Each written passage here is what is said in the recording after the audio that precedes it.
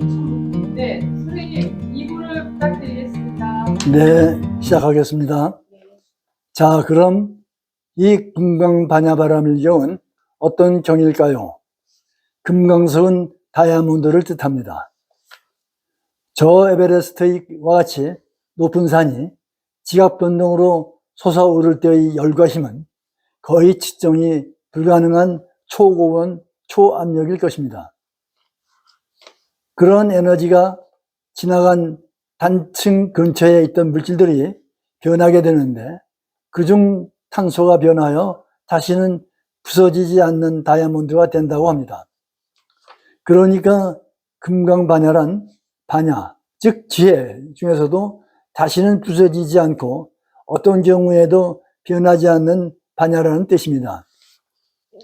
다시 말해서 서가열애께서 이 경을 통해 말씀하신 대로 행하면 우리도 꼭 밝아질 수 있고 한 번 밝아지면 다시는 캄캄해지지 않을 것이라 해서 이런 이름을 붙였을 것이라고 선생님은 말씀하십니다. 따라서 서가열애께서 이 금강경을 통해 말씀하신 대로 행한다면 밝아질 것이고 다시는 캄캄해지지 않을 것이라는 것입니다. 서가열애의 거의 최후를 장식한 금강경의 요지는 3분 대승정정분과 4분 요행무주분 그리고 5분 열의실견분에 잘 나타나고 있다고 선생님은 말씀하십니다. 부처님께서 그 한마음 밝아지면 삶의 모든 괴로운 문제는 아예 생기지 않을 것이라고 하셨는데 그럼 어떻게 해서 그 한마음이 밝아질 수 있을까? 그래서 수월이라는 제자가 부처님께 그 한마음 밝아지는 방법을 여쭙는 게 금강경의 내용입니다. 부처님께서는 배우는 사람들에게 언제나 잘 가르쳐 주시고 또 잘 닦도록 염려해 주시는데 우리 마음을 밝게 하려면 마음을 어떻게 써야 하며 마음에 올라오는 그 많은 생각들을 어떻게 항복받겠습니까?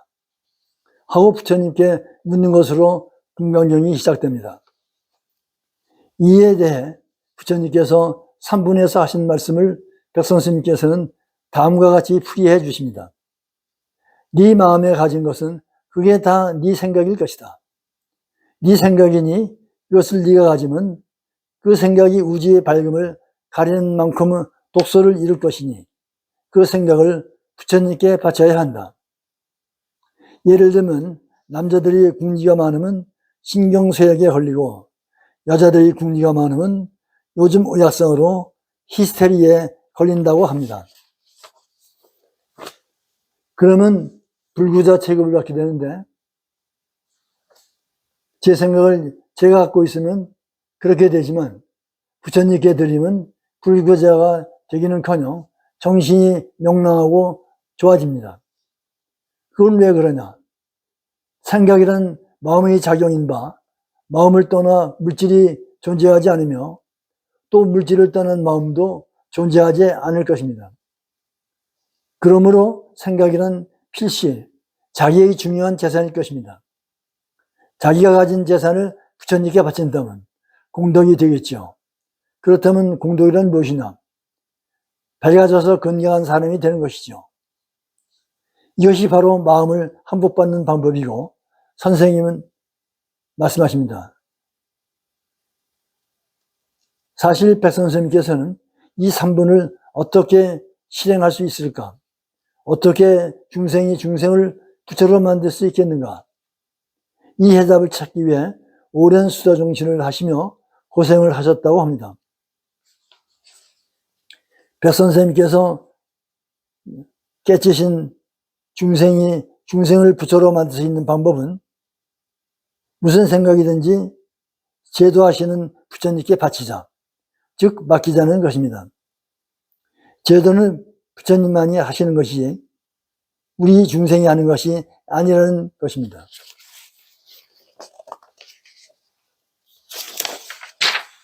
그래서 백선생님은 소사로 찾아오는 모든 사람들에게 아침 저녁으로 금강경을 읽되 부처님 회상에 참여하여 부처님께 강의 듣는 마음으로 읽을 것이며 떠오르는 모든 생각을 이륵전열업을 하며 부처님께 바치라고 하셨습니다. 흔히 절에서는 관세음보살, 지장보살, 서가모니불, 아미타불 등등 여러 연불하는 대상이 있는데 왜 하필이면 미륵전열업을 하라고 하실까? 우리의 이 같은 질문에 대해 선생님께서는 미륵전열업은 서가열의 마음 두신 것이라고 하셨습니다. 왜 미륵전열업을 하라고 하실까 하는 생각이 나면 바로 거기에다 대고 미륵전열업을 하고 자꾸 바쳐서 스스로 깨쳐보라고 하셨습니다.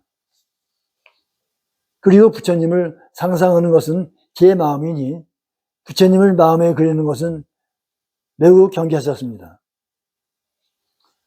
다음 제4번 묘행무주본은 마음 쓰는 방법을 말씀하신 것으로 자기 궁리나 분별로 이것저것 따지지 말고 어떤 형상이나 법칙에도 매달리지 말고 주는 마음을 연습하라는 것입니다. 이렇게 자꾸 연습하면 차차 숨어있던 나라는 놈이 소멸되는 것을 보게 됩니다.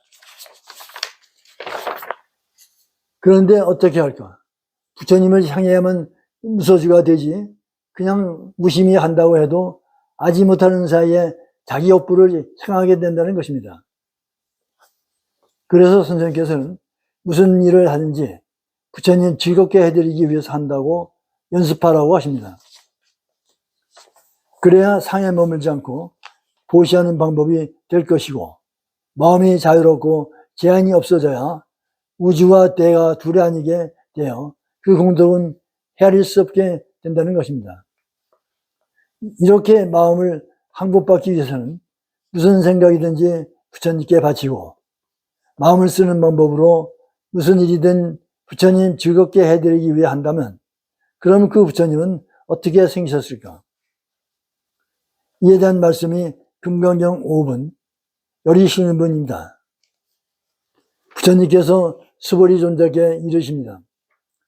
너희가 생각할 수 있는 모든 것은 다 너의 생각이다. 그러니까 모든 형상 있는 것을 형상 아닌 것으로 보면 곧 부처님을 보게 된다.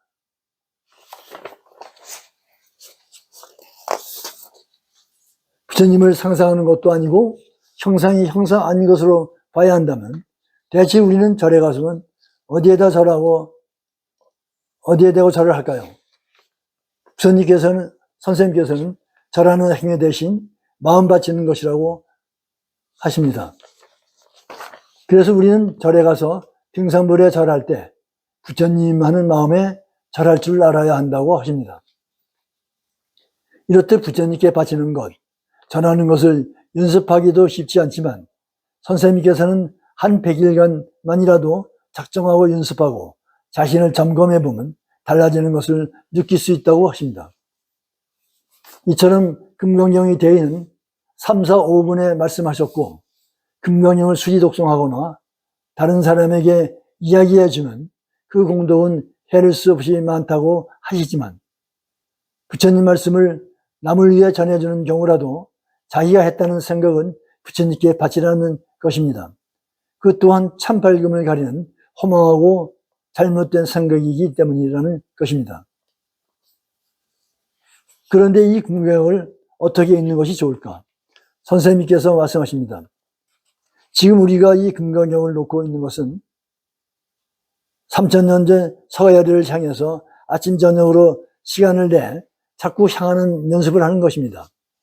이런 방식으로 발전이 되어 부처님과 자꾸 가까워지는 것이라고 하십니다. 그런데 이 금강경을 읽고 자기 마음을 부처님께 바치는 데에는 몇 가지 조건이 있다고 선생님은 말씀하십니다.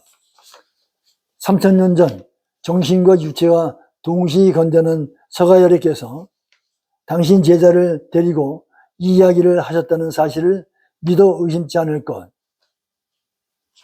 즉 신이 첫째 조건이고 믿으실 자신입니다.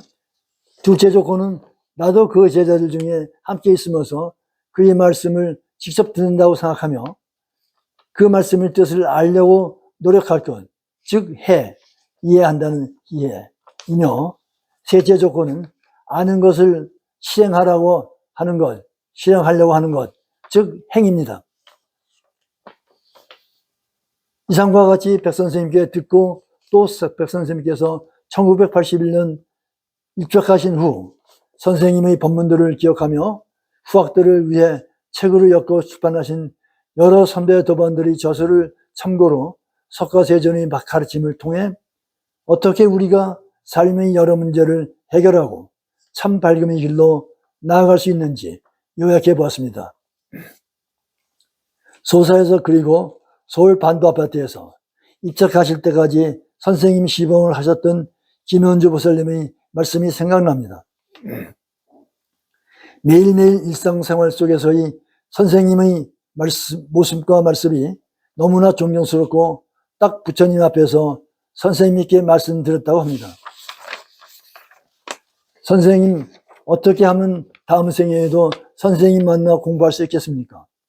이에 대해 선생님께서는 선생님 하는 것도 몸뚱이 차기니 세세생생 선생님 만나 부처님 법문 듣고 신신발심해서 부처님 시봉 잘하기를 발언하라고 이르셨다고 합니다.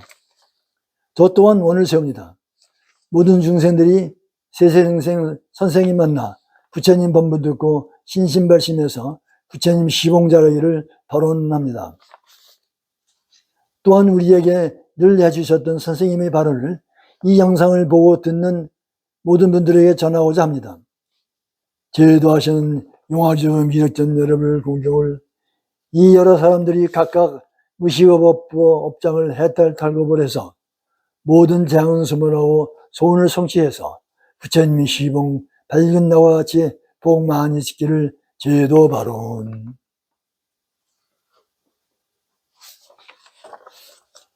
네, 수고하셨습니다. 아. 네.